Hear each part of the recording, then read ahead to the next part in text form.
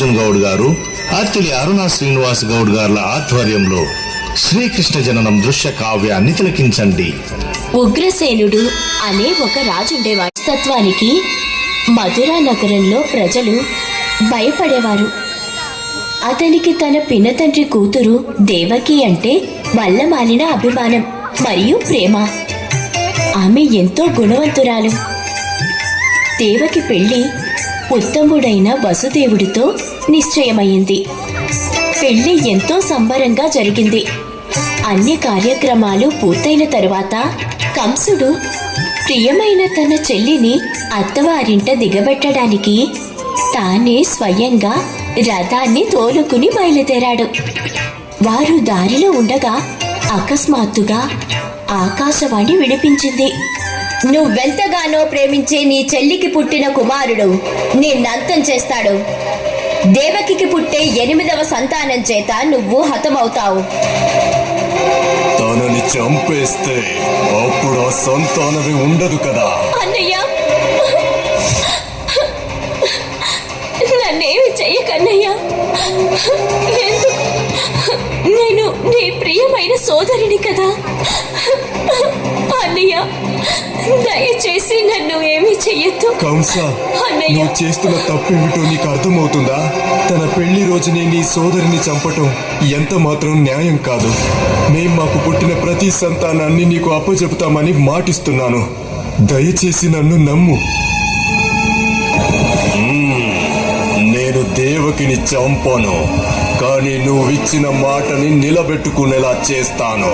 కంసుడు రథాన్ని వెనక్కి తిప్పి మధురకు పోనిచ్చాడు.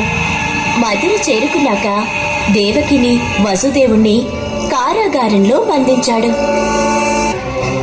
ఒకరోజు కంసుడు తన మందిరంలో ఉండగా దేవకి ఒక బిడ్డకి జన్మనిచ్చింది అనే వార్త తెలిసింది. కంసుడు వెంటనే కారాగారానికి వెళ్ళాడు. కంసుడు దేవకి చేతిలో నుంచి బిడ్డని బలవంతంగా లాక్కుని తలకిందులుగా పట్టుకుని నేలకేసి కొట్టాడు.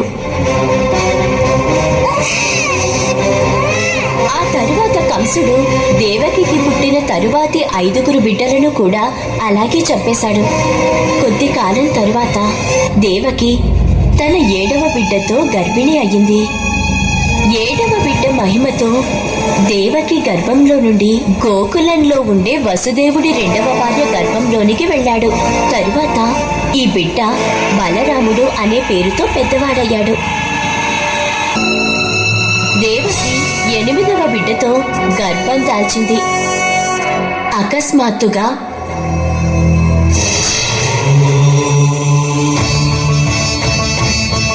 దేవకి, వసుదేవులారా, మీ కోరికను తీర్చడానికి విష్ణుమూర్తి మీకు 8వ బిడ్డగా జన్మించబోతున్నాడు. అర్ధరాత్రి దాటాక దేవకికి ఒక బాలుడు జన్మించాడు. చూడు దేవకి, గొలుసులు వాటంతటవే విడిపోయాయి. దేవకి, త్వరగా బాబుని నాకివ్వు. గోకులంలోని నా స్నేహితుడు నందుడికి నా కొడుకునిస్తాను. వసుదేవుడు బాలుడిని తీసుకుని బయటకు రాగానే జైలు గది తలుపులు వాటంతటవే తెరుచుకున్నాయి. సైనికులందరూ గాఢ నిద్రలో ఉన్నారు. బుట్టని జాగ్రత్తగా తన నెత్తి మీద పెట్టుకుని వసుదేవుడు గోకులానికి బయలుదేరాడు. వైకుంఠంలోని విష్ణువు ఆసనం ఆదిశేషుడు వసుదేవుడి వెనుకగా వస్తూ అతన్ని అనుసరించాడు. ఆదిశేషుడు బాలుడి పైన తన పడగ విప్పి బాలుడు తడవకుండా గొడుగు పట్టాడు. వసుదేవుడు యమునా నది ఒడ్డుకి చేరుకున్నాడు.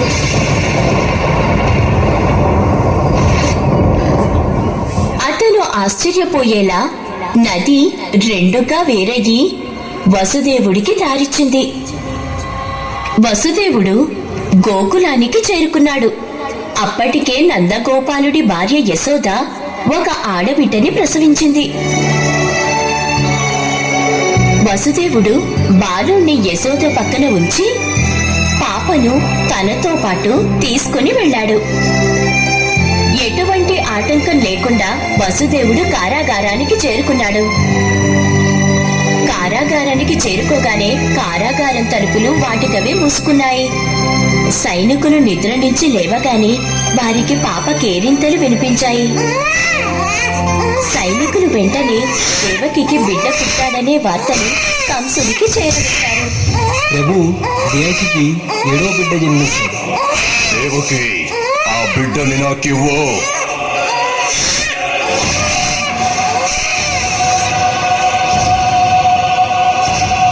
ప్రపంచంలో అందరూ భయపడే నీలాంటి వీరుడికి ఒక ఆడపిల్లని చంపటం భావ్యమా?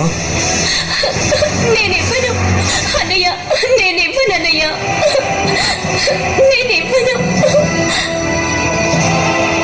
కంసుడు ఎవరి మాటను లెక్క చేయలేదు. అప్పుడు పాప కంసుడి చేతిలో నుంచి బయటకొచ్చి గాలిలో పైకి లేచింది. తను దుర్గామాతగా మారిపోయింది. ఓరి కంసుడా, ఒక నిస్సహాయురాలైన బాలికను చంపబోయి నువ్వే నీ విలువను తగ్గించుకున్నావు. నిన్ను చంపేవాడు దేవకికి అర్ధరాత్రే పుట్టేశాడు. ఇప్పుడు గోకులంలో సురక్షితంగా ఉన్నాడు. సమయం వచ్చినప్పుడు నిన్ను వెతుకుతూ వచ్చి నీ పాపాలకు తగిన శిక్ష ఖచ్చితంగా విధిస్తాడు. ఆ విధంగా పలికి దుర్గామాత మాయమైంది. అది విన్న కంసుడు భయపడ్డాడు. అతని శరీరంలో అణువణువు భయం